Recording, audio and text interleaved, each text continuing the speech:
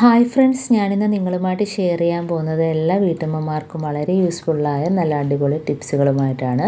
അപ്പോൾ video skip ചെയ്യാതെ കണ്ടാൽ മാത്രമേ മനസ്സിലാവുകയുള്ളൂ. അതേപോലെ തന്നെ എൻ്റെ ഈ ചാനൽ സബ്സ്ക്രൈബ് ചെയ്യാതെ കാണുന്ന കൂട്ടുകാരുണ്ടെങ്കിൽ പ്ലീസ് ഒന്ന് സബ്സ്ക്രൈബ് ചെയ്ത് സപ്പോർട്ട് ചെയ്യാനും കൂടി മറക്കരുത്.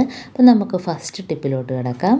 അപ്പോൾ ഫസ്റ്റ് ടിപ്പ് എന്ന് പറഞ്ഞാൽ നമ്മൾ ട്യൂടെക്സ് ഒക്കെ ഇടുന്നതിന് മുമ്പായിട്ട് കുറച്ച് വാസിൽ നമ്മുടെ നഖത്തിൻ്റെ ചുറ്റുഭാഗത്തായിട്ടൊന്ന് ഇതേപോലെ ഒന്ന് തേച്ച് കൊടുത്താൽ നമുക്ക് ട്യൂടെക്സ് ഇടുമ്പോൾ ആ ഭാഗത്തൊന്നും പറ്റത്തില്ല.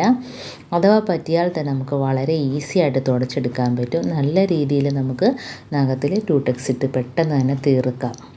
ഈ രീതിയിൽ ചെയ്താൽ നമുക്ക് പറ്റുമെന്നൊന്നും പേടിക്കേണ്ട, എവിടെയും പറ്റുമെന്നൊന്നും പേടിക്കേണ്ട. അതുമാത്രമല്ല, മുടിയിലൊക്കെ ഡൈ ചെയ്യുന്നവരുണ്ടെങ്കിൽ ഡൈ ചെയ്യുന്നതിന് മുമ്പായിട്ട് നമ്മുടെ കയ്യിൽ ഇതേപോലെ ഒന്ന് വാസലിനൊന്ന് തടയി കൊടുത്തിട്ട് ഡൈ ചെയ്യുകയാണെങ്കിൽ നമുക്ക് കയ്യിലൊന്നും അതിൻ്റെ കളറൊന്നും പറ്റാതെ തന്നെ വളരെ ഈസി ആയിട്ട് നമുക്ക് ഡൈ ചെയ്യാനും പറ്റും. അതേപോലെ തന്നെ കയ്യിൽ പറ്റത്തുമില്ല, വാസലിൻ തേച്ചാൽ കൈ പറ്റത്തുമില്ല. അപ്പം ആ രീതിയിൽ ചെയ്യാത്തവരൊക്കെ ഒന്ന് ചെയ്ത് നോക്കുക. അടുത്ത ടിപ്പിലോട്ട് കിടക്കാം. അപ്പം നമ്മളെ കൊതുകൊക്കെ കടിച്ച ഭാഗത്ത് ചുമന്ന് തടിക്കാറുണ്ടല്ലേ. അപ്പോൾ അങ്ങനെയുള്ള ആ തടിപ്പ് മാറുന്നതിന് ഇതേപോലെ കുറച്ച് ടൈഗർ ബാം തേച്ച് കൊടുക്കുക ആ ഭാഗത്ത്. അപ്പോൾ കുറച്ച് കഴിയുമ്പോഴത്തേന് ആ കൊതുക് കടിച്ച ആ ഭാഗം അതങ്ങ് ആ കളറ് തന്നെ അങ്ങ് മാറിപ്പോവും. ചുമന്ന കളറുണ്ടല്ലോ തടിപ്പ്, അപ്പോൾ അതങ്ങ് മാറിപ്പോവും. ഇതേപോലെ ഒന്ന് തേച്ച് കൊടുത്താൽ മതി. കുറച്ച് കഴിയുമ്പോഴത്തേന് ആ പാടേ കാണത്തില്ല, കളറും കാണത്തില്ല, ചുമന്ന കളറും കാണത്തില്ല.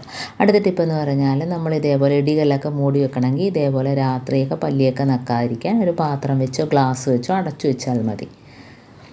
അടുത്ത ടിപ്പിലോട്ട് കിടക്കാം. ഇപ്പോൾ ചന്ദനത്തിരിയൊക്കെ നമ്മൾ കത്തിച്ച് വെക്കുമ്പോഴത്തേന് കുറച്ച് കൂടുതൽ നേരം കത്തി നിൽക്കണമെങ്കിൽ ഇതേപോലെ ടിഷ്യൂ പേപ്പറിൽ ചെറുതായിട്ടൊന്ന് വെള്ളമൊന്ന് സ്പ്രേ ചെയ്ത് കൊടുത്തതിന് ശേഷം ഇതേപോലെ ഒന്ന് ആക്കി കൊടുക്കുക.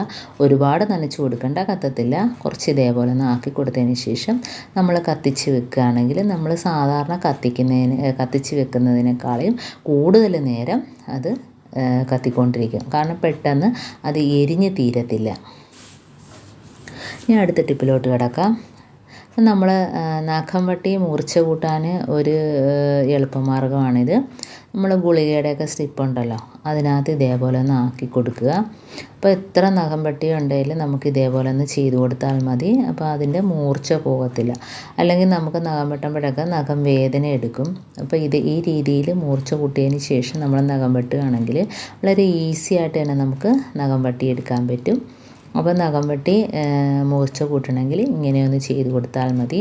ആ നഖം വെട്ടുന്ന ഭാഗം വെച്ച് ഇതേപോലെ ഒന്ന് സ്റ്റിപ്പിനകത്തോട്ടൊന്ന് പ്രസ് ചെയ്ത് കൊടുത്താൽ മാത്രം മതി.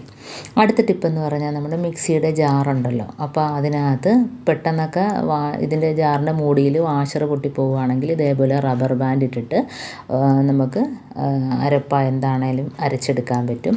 കാരണം പെട്ടെന്നുള്ള പണിയാണ് കേട്ടോ, എപ്പോഴും ഇതേപോലെ ചെയ്യാൻ പറ്റില്ല.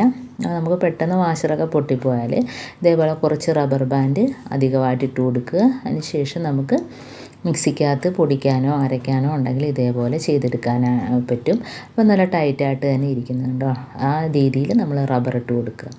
അടുത്ത ടിപ്പിലോട്ട് കിടക്കുക. അപ്പം നമ്മൾ മിക്സിയുടെ ജാറിലൊക്കെ അരപ്പൊക്കെ അരച്ച ആ മസാലയുടെയൊക്കെ മണം മാറണമെങ്കിൽ ഇതേപോലെ ഒരു ചിരട്ട കഷ്ണം ഒന്ന് കത്തിച്ചിട്ട് ആ പുക അതിനകത്ത് നിൽക്കുന്ന രീതിയിൽ നമുക്ക് മിക്സിയുടെ ജാറിനകത്തോട്ട് വെച്ച് കൊടുക്കാം. അപ്പം അതിനകത്തോട്ട് വെച്ചിട്ടൊന്ന് അടച്ചു കൊടുക്കുക. അപ്പോൾ ആ സ്മെല്ല് അതിനകത്തോട്ട് നിൽക്കുന്നത് കൊണ്ട് തന്നെയും നമുക്ക് ആ അരപ്പിൻ്റെയൊക്കെ മസാലയുടെയൊക്കെ മണമൊക്കെ മാറിക്കിട്ടും. അപ്പോൾ ആ ജാറിനകത്ത് നമുക്ക് ജ്യൂസോ എന്തെങ്കിലും മധുരമുള്ളൊക്കെ ജ്യൂസൊക്കെ അടിച്ചെടുക്കണമെങ്കിൽ നമുക്ക് ഒരു സ്മെല്ല് കാണത്തില്ല മസാലയുടെ.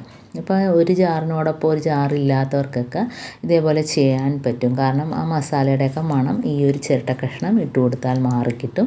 അതിനകത്ത് നമുക്ക് നല്ല രീതിയിൽ ജ്യൂസ് അടിച്ചെടുക്കാനും പറ്റും. ഒരു സ്മെല്ലോ കാര്യങ്ങളോ ഒന്നും തന്നെ കാണത്തില്ല.